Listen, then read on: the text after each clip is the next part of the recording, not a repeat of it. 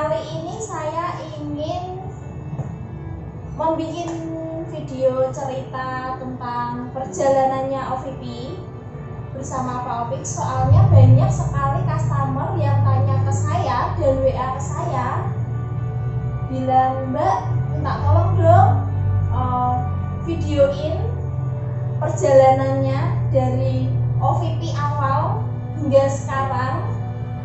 Makanya saya hari ini meminta Pak Opik untuk menceritakannya dan akan saya share ke customer OVP tentunya.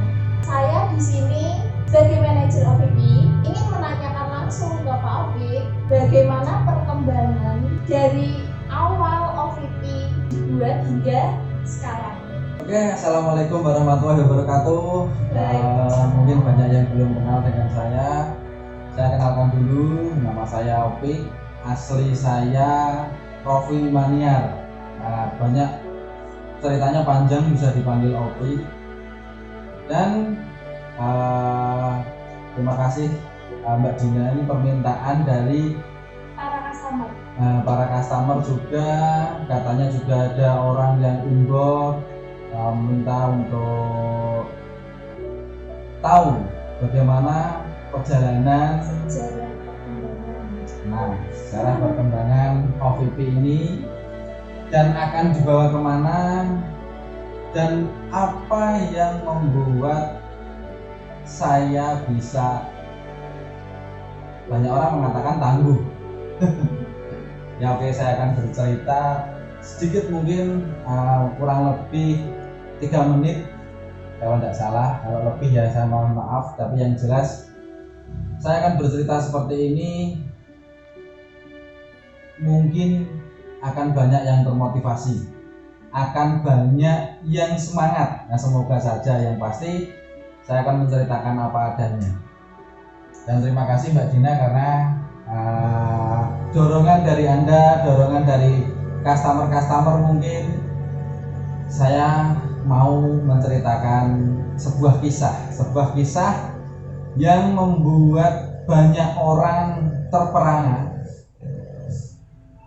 yang membuat banyak mungkin yang pernah menghina juga terperangah melihat perjuangan saya sudah 4 tahun lebih di OVP ini, dan alhamdulillah saya banyak sekali bisa dikatakan sukses. Menurut saya pribadi, saya sudah luar biasa, jauh dari yang 4 tahun yang lalu.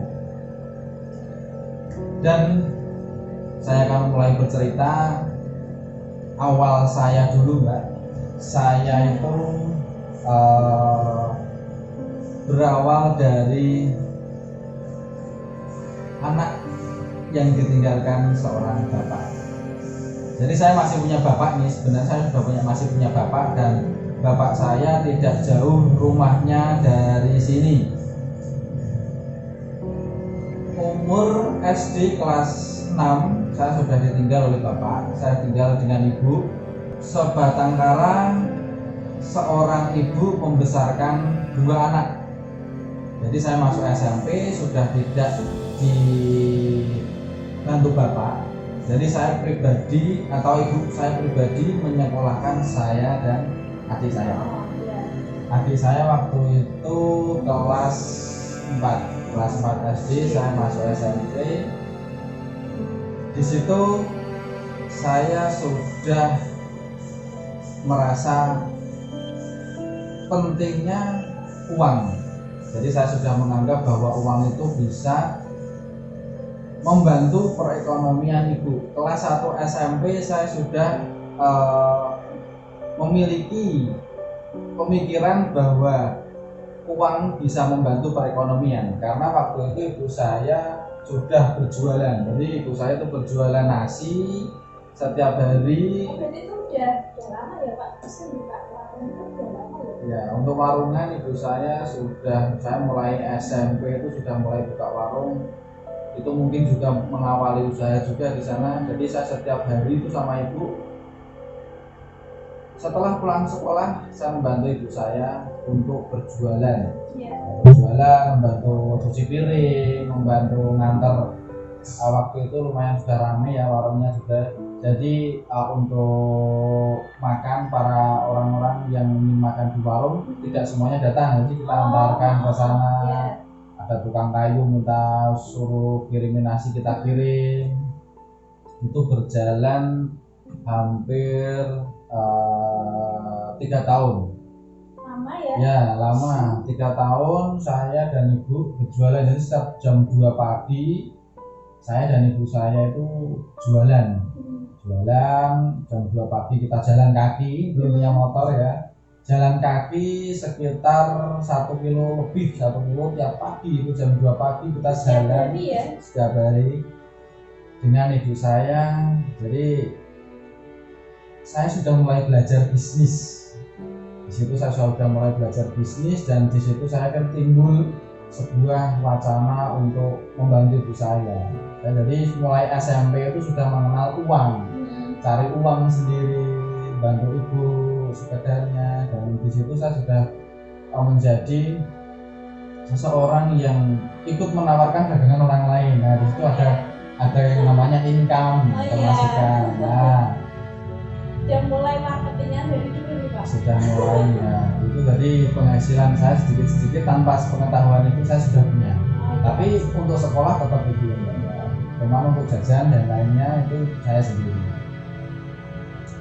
Nah ini masalah setelah datang ini setelah saya berjualan dengan ibu saya 2 tahun 3 tahun lancar, saya bisa mencicil motor, jelek-jelekan saya punya motor. Itu hasil sendiri berarti ya Pak? Enggak, ini ibu, karena saya memaksa, namanya anak muda kan pengen punya motor. Ibu, saya minta untuk belikan motor, lelehan beli motor, dan akhirnya saya beli motor. Nah di situ mulai tumbuh masalah. Jadi cobaan ini datang. Waktu itu hal yang sangat memukul. Di waktu kita rame-ramenya itu ada permasalahan keluarga yang mungkin saya tidak tahu, tiba-tiba ibu punya hutang banyak. Ini sebelum punya warung, ibu itu sudah punya usaha tapi gagal dan memiliki hutang banyak sekali. Hingga akhirnya kakek waktu itu tidak mau bantu. Waktu itu sebenarnya kakek punya tanah banyak, mbah bahasanya punya tanah banyak, dan karena ini permasalahan pribadi akhirnya ibu tidak mau bantu. Kakek tidak mau bantu. Akhirnya yang awalnya tadi hutang piutang hingga menjadi tidak tahu. Intinya ibu saya di penjara karena hutang. Ibu saya di penjara kurang lebih 8 bulan. Di 8 bulan itu saya waktu itu masih kecil, tidak tahu. Intinya saya melihat ibu saya ditarik, dipaksa dari warung makan, dimasukkan ke mobil. Itu saya ingat sekali. Itu yang membuat saya harus semangat untuk bekerja keras. Ya, karena saya tidak mau lagi terjadi lagi di ibu saya. Sangat teringat. Kelas 1 SMP, kelas 1 SMA saya harus warung tutup itu karena ibu tidak bisa digantikan lagi. Warung tutup, kita tidak ada pemasukan. Saya bekerja seadanya. Waktu di penjara itu ibu, ya kebetulan ada anak-anak kos, jadi rumah saya kan di kos banyak orang. Itu bisa mendorong saya untuk membayar. Namanya juga masak, semuanya yang menanggung mbak. Jadi masak kayak orang kos dan lainnya waktu itu masih ada ibu, jadi ibu masih bisa. Setelah itu lama-lama namanya Simbah juga sudah tua, nggak sanggup lagi untuk masak. Jadi orang-orang kos waktu itu masih makan di tempat kita, masih terbackup uangnya. Nah setelah itu Simbah itu masak paling beberapa bulan saja sudah tidak mau lagi memasak gitu. Dan akhirnya kita nol, tidak ada pemasukan, tidak ada uang, tidak ada yang bantu. Walaupun saudara-saudara itu banyak, waktu itu membantu ala kadarnya. Akhirnya saya putuskan untuk jualan.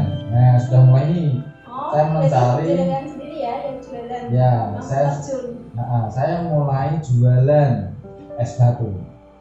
Jadi ada pasar malam waktu itu butuh es batu banyak, ya termasuk saya untuk membackup. Nah akhirnya saya punya kulkas, punya freezer ya, saya buatkan menjadi es batu. Saya jual. Lama-lama namanya pasar malam kan tidak lama ya. Akhirnya setelah pasar malam habis kita tidak ada pemasukan lagi. Nah lanjut, karena saya tidak mau berhenti di situ, saya putuskan untuk tidak sekolah. Satu SMA saya putuskan bolos, tidak mau sekolah lagi karena memang tidak ada uang untuk uang saku, karena memang tidak ada, pokoknya saya niat untuk berhenti tidak sekolah.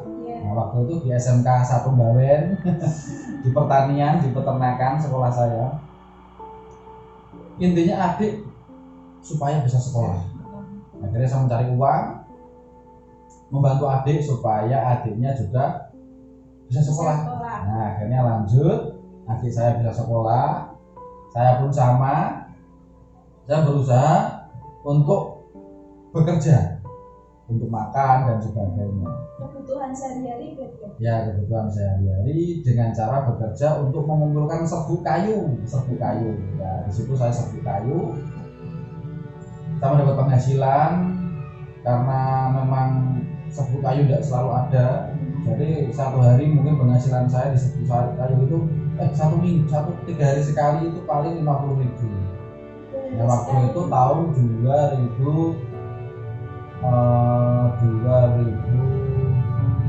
kalau nggak salah. 2005 saya sudah bekerja sendiri, sudah ikut penjara kan 8 bulan. Setelah itu saya berjuang selama 8 bulan dan bolos sekolah. Akhirnya setelah itu ikut keluar selama 8 bulan, pokoknya saya bekerja. 8 bulan itu keluar dari penjara, kita memulai bisnis lagi, warung makan lagi, dan sukses lagi. Sukses menurut saya karena dalam waktu 1 tahun kita sudah langsung bisa beli motor. Kita tetap mengawali lagi berangkat jam 2, masih sama seperti dulu, berangkat jam 2 bekerja dan jalan kaki sama. Tapi setahun karena sudah punya pelanggan waktu itu, setahun saya bisa normal lagi, bisa beli motor. Nah di situ saya sekolah lagi. Karena saya belum bolos, belum mengatakan keluar dari sekolahan. Ditanya sama sekolahan kenapa tidak pernah berangkat, saya cerita apa adanya. Terus akhirnya saya nunda. Saya tinggal kelas karena memang waktu itu tidak niat. Setelah ibu keluar dari pekerjaan, setelah keluar dari penjara, ibu akhirnya meminta saya untuk melanjutkan lagi, mengawali lagi dari kelas 1 lagi. Jadi teman-teman saya mulai dari kelas 1 lagi. Ya, jadi SMA itu saya 4 tahun. SMA saya 4 tahun. Saya bekerja, saya serius sekolah. Malu, tidak malu ya, pokoknya namanya orang nunggak pasti malu kan ya. Ya di situ kerja keras hingga akhirnya saya lulus sekolah 1 tahun, bekerja dari tukang ojek, pokoknya nyaman tukang ojek. Dan akhirnya 1 tahun saya menjalani bekerja.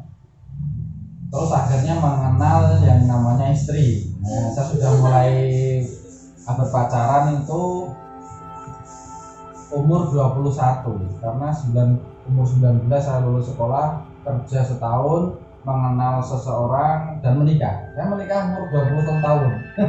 Kayaknya pernah di-share di Facebooknya. Kalau yang mau lihat, kalau yang mau tahu perjalanannya bisa dilihat di Facebooknya Pak Opi ya. 21 tahun saya menikah. Di situ saya tidak mengenal yang namanya bekerja ikut orang, tidak mau. Jadi saya tuh bisnis terus. Waktu itu punya usaha PlayStation. Dari awalnya 2 hingga 12 unit PlayStation. Karena sudah tidak didukung oleh desa, jadi akhirnya saya dipaksa bangkrut. Karena banyak anak-anak yang memakai uang misalkan jualan beras tidak boleh buat ngegame. Jadi saya putuskan untuk tutup, saya jual semua. Nah, itu PS-nya, itu PlayStation waktu itu masih PS2 Mbak. Sekarang sudah PS5 ya. Jadi saya jual, saya buat modal usaha. Waktu itu saya usaha di penjualan produk yang menurut saya pribadi. Jadi keputusan saya pribadi untuk ikut yang namanya jualan produk luar negeri. Katanya bisa membuat orang kaya, tapi saya perjuangkan tidak bisa. Saya 5 tahun menggeluti usaha itu, saya fokus di usaha itu sekitar 5 tahun. Jadi saya kemana-mana, tapi yang jelas saya jelaskan lagi, ini pengalaman saya pribadi. Jika Anda sedang bekerja di MLM, nah ini MLM. Biasanya itu ya Pak Ya. Nah, waktu itu saya juga bekerja di situ. Banyak sih pengalaman-pengalaman, tapi sangat pahit sekali. Tapi intinya ambil positifnya, negatifnya jangan diambil. Terus akhirnya saya tidak lama, 5 tahun di situ saya punya usaha lagi yang namanya rental. Nah, permasalahan saya itu berawal di sini. Kenapa saya selalu semangat? Kenapa saya selalu berjuang? Bahwa tidak ada yang tidak mungkin. Usaha apapun itu didasari dengan doa restu orang tua. Nah, kalau Anda memiliki orang tua, silahkan. Ini yang terutama ibu itu wajib Anda mintai restu. Kalau Anda punya usaha, kalau tidak punya restu ibu, saya jamin usaha Anda akan lelet, akan melambat. Untuk yang sudah tidak memiliki orang tua atau ibu, Anda masih punya mertua. Kalau sudah tidak punya mertua lagi, usahakan Anda fokus kepada ibu, selalu kirim doa untuk beliau. Tapi kebetulan ibu saya minta doa restu di situ. Selepas saya gagal usaha rentalan, waktu itu ibu sempat ke luar negeri karena memang di sini banyak tekanan, utang juga belum lunas. Akhirnya ibu ke luar negeri untuk melunasi hutang-hutang masyarakat. Jadi saya dan ibu itu berjuang dari SMA sampai saya menikah. Itu lama sekali ya, 10 tahun mungkin. Nah, 10 tahun mungkin saya dan ibu saya itu tersiksa yang namanya hutang. Tapi ibu saya semangatnya juga luar biasa, beliau ke luar negeri. Saya punya usaha rental dan gagal. Waktu itu juga akhirnya saya di penjara.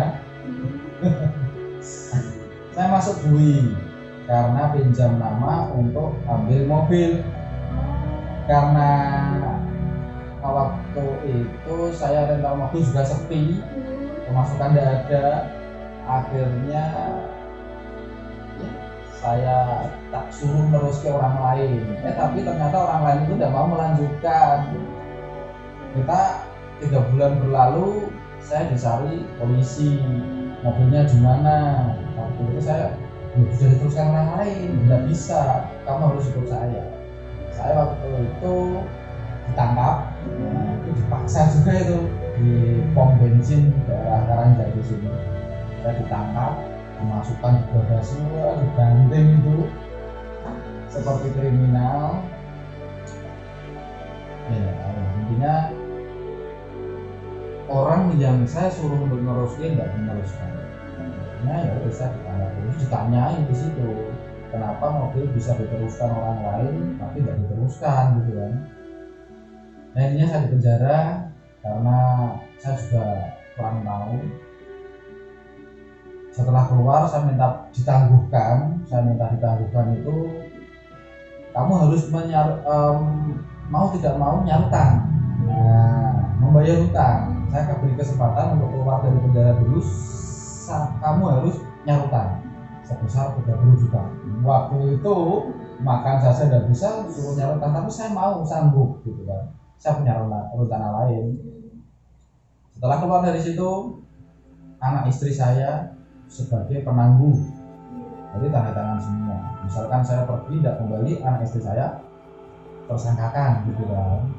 Akhirnya saya dan anak istri saya mau tidak mau, karena kita masih trauma dengan polisi, dengan penjara kan, akhirnya saya pergi ke Kalimantan.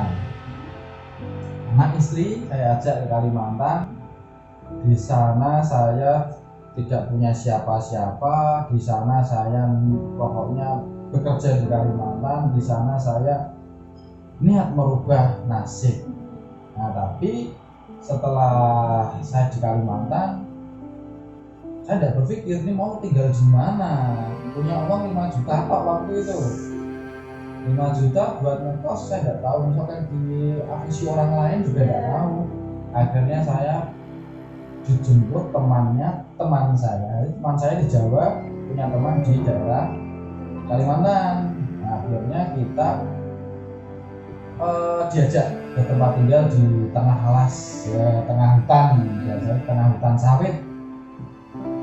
Tempatnya sunyi, tempatnya pokoknya sangat, ya intinya anak saya dan istri saya itu menangis kok bisa sampai seperti itu. Tapi tidak masalah, ini mungkin kita harus menjalani, mau tidak mau menjalani.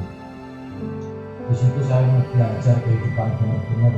Saya menjadi seorang kuli, saya menjadi seorang kuli bangunan, saya menjadi seorang kuli pengemas polybag untuk sawit, saya menjadi kuli. Pokoknya saya harus dapat pekerjaan untuk makan sehari. Karena yang 5 juta itu buat saya makan, buat saya beli perlengkapan masak dan sebagainya. Nah, akhirnya disitulah saya mengetahui yang namanya hidup. Jadi kalau Anda masih dalam kondisi dekat dengan orang tua, Anda belum merasakan yang namanya hidup. Anda pasti masih nyaman dengan kondisi Anda hari ini, masih nyaman. Jadi Anda belum benar-benar yang namanya belajar hidup. Setahun di Kalimantan, saya pulang karena permintaan orang tua. Saya harus pulang dan akhirnya kita pulang. Kita pulang masih dalam kondisi masih ingat masa lalu, yaitu pernah di penjara. Saya mau keluar rumah malu, saya mau kemana-mana malu. Akhirnya saya menginap di mertua. Mertua di sana, ya pokoknya tidak enak. Hidup mertua itu tidak enak, sumpah tidak enak. Akhirnya saya memutuskan untuk pulang lagi karena malu di rumah. Saya ngontrak tapi masih dekat dengan rumah. Oh, berarti masih di lingkungan atau di? Ya, masih di lingkungan. Saya di situ ngontrak setahun rumah. Mau tidak mau, saya harus berpikir untuk mendapatkan uang. Karena saya sebagai pemimpin, saya harus mendapatkan uang. Saya mulai beranjak ngontrak berjualan nasi kucing. Jadi saya berjualan nasi kucing, masak seperti itu. Terus ya bangun pagi jam 3 pagi sama. Jadi saya di situ sudah belajar waktu dengan ibu saya. Saya harus menjalaninya, saya harus yakin bahwa sudah mulai terbiasa. Ya, sudah terbiasa. Kenapa harus berjualan nasi kucing? Karena laku nggak laku kita kenyang. Kita kan jualan, yang penting bisa makan dulu. Nah, di situ saya mulai berjualan di nasi kucing sampai umur 26 tahun. Saya berjualan nasi kucing itu 2 tahun sudah, ya pokoknya saya sudah mengalami yang namanya usaha. Setelah itu saya berpikir, apakah ada pekerjaan lain selain nasi kucing, tapi hasilnya sangat membantu bagi orang lain. Jadi saya berpikir bahwa banyak orang-orang yang bisa hidup, bisa sukses, bisa berhasil. Saya jualan nasi kucing, tantangannya banyak sekali, bisa kita kalah, tapi tidak ada saingan. Itu bisa. Akhirnya saya mencari peluang baru, yaitu menjadi jasa.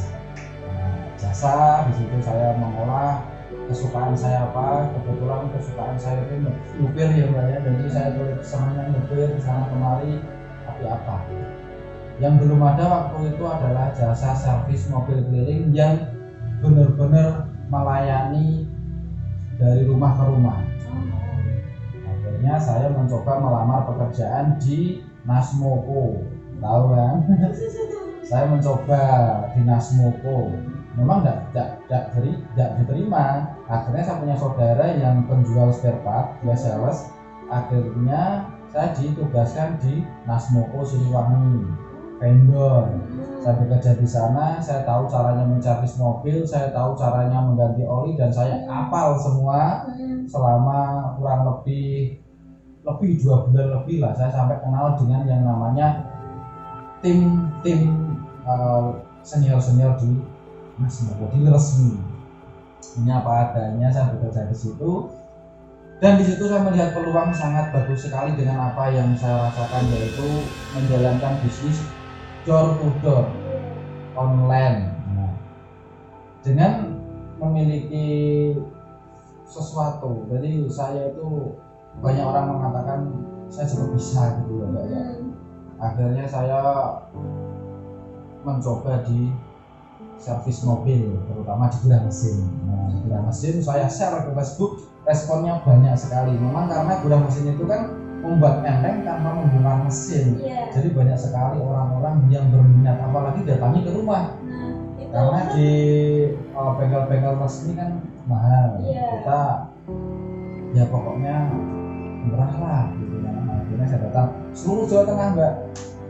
Jadi saya share seluruh Jawa Tengah, dan akhirnya saya ke Kudus, ke Rembang, ke Jogja, termasuk Jogja ya, termasuk Jogja, Solo, Karanganyar, semuanya saya datangi. Entah itu untung, entah itu tidak, yang penting saya dapat pekerjaan dulu. Nah di situ saya menyenangkan karena hobi ya.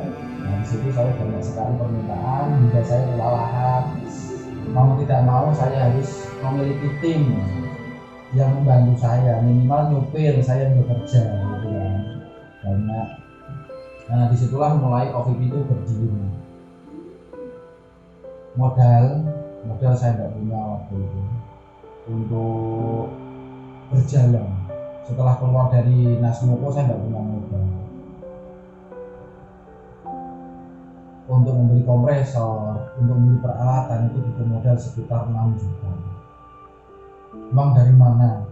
Uang saya masih dalam tahap ngontrak aja ya. Jadi saya masih ngontrak, tempat saya masih ngontrak, jadi saya tidak punya yang namanya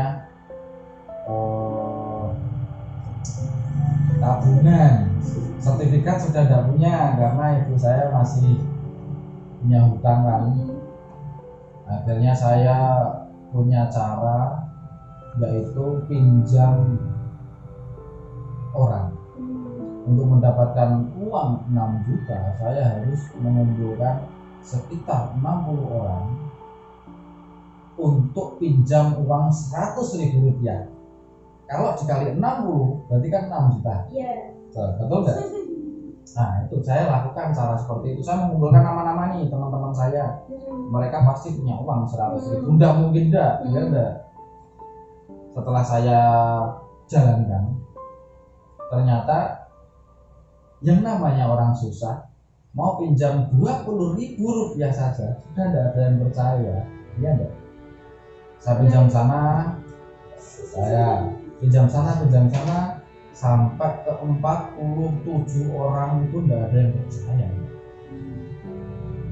Saya melakukan semua itu demi sebuah pekerjaan yang mungkin menurut saya bisa besar nanti, tapi tidak ada yang percaya. Setiap saya ngomong, mereka ada yang tersenyum, tidak percaya, bahkan ada yang tidak mau lah mendengarkan saya. Saya datang itu pasti saya utang. Nah, dia sudah tahu karena saya sedang susah kan. Saya datang ke rumahnya itu paling utang duit. Mesti pikirannya seperti itu. Karena benar-benar waktu itu sedang susah sekali kan. Aku cerita tentang usaha ini, tidak ada yang percaya.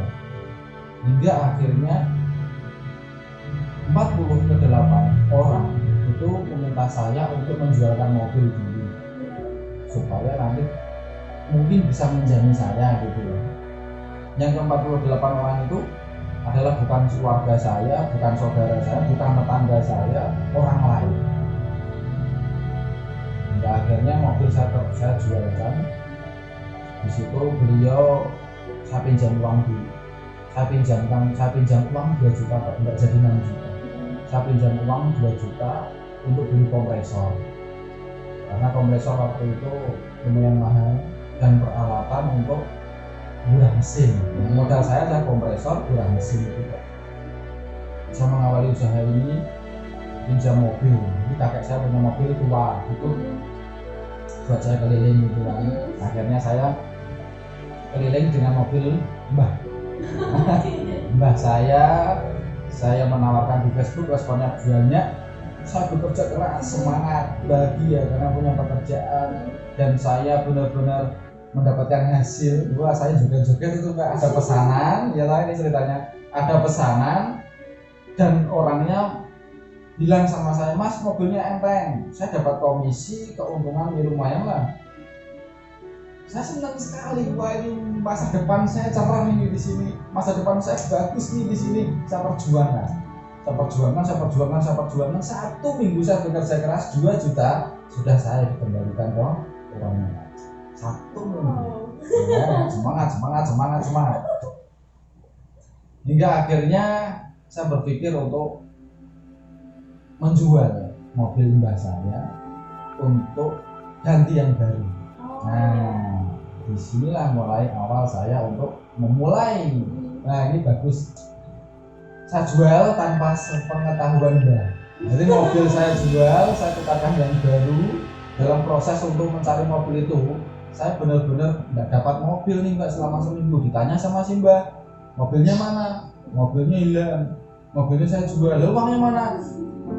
Nah, waktu itu kan masih saya dikatakan beling sih, Mbak. Akhirnya saya belikan mobil yang baru. Ya, ini Mbak, mobil Anda malah baru. Oh, tak jual. Terus saya nggak gubris tuh, penting saya bekerja nyaman pakai mobil, keluar kota jauh. Hingga akhirnya 1 tahun saya bisa mengembalikan uang Mbah. Dan saya jual mobilnya, saya kembalikan 1 kali uang. Mobil saya lunas, waktu itu juga kredit kan. Saya lunasi utang juga Mbah. Akhirnya bergerak lagi, berjalan lagi, banyak kepercayaan, dan di situ saya bangun tim. Saya semangati, saya bisa berhasil, kamu harus bisa berhasil. Nah, tugas saya sekarang adalah membuat orang yang ikut saya adalah berhasil. Itu tugas. Saya tidak tahu bisa jadi seperti ini, saya tidak tahu kepercayaan semakin luas, saya juga tidak tahu orang mengatakan saya sudah berhasil. Tapi yang jelas saya sudah berhasil sudah 3 tahun yang lalu. Saya sudah berhasil 3 tahun yang lalu, saya punya pekerjaan, saya punya penghasilan, saya bekerja, saya dibutuhkan orang, itu sudah berhasil. 3 tahun yang lalu itu sebenarnya saya sudah berhasil. Dan akhirnya mau tidak mau pelanggan saya banyak yang mobil mewah, Alphard, Velfire, Rubicon, Mini Cooper. Mau tidak mau saya harus profesional. Saya mencari tim-tim yang benar-benar hebat di bidangnya. Saya benar-benar mencari orang yang sangat luar biasa yang ingin sukses juga. Akhirnya di sini saya mendirikan perusahaan CV untuk membuka peluang bagi orang-orang yang ingin sukses di bidang mekanik. Silahkan datang ke sini, kita kerja sama-sama, kita layani sama-sama customer hingga akhirnya saya sampai di titik begitu. Jadi saya benar-benar berjuang, saya benar-benar yakin, saya benar-benar istimewa bekerjanya. Saya tidak punya capek, saya semangat. Minggu bekerja, saya tidak pernah libur. Malam jam 2 malam saya masih di perjalanan. Pokoknya saya tidak boleh menawar untuk kesuksesan. Sukses Anda bisa memilih, tapi Anda tidak boleh memilih atau menawar prosesnya. Itu yang saya lakukan selama ini. Jadi proses untuk sukses itu harus benar-benar Anda tidak boleh tawar. Harus dijalani dan Anda harus perhatikan. Bukan kebetulan saya agama Islam. saya murni Islam. Saya mempercayai bahwa agama Islam itu benar-benar bisa membawa kedamaian dalam diri saya. Saya meyakini bahwa man jada wajada.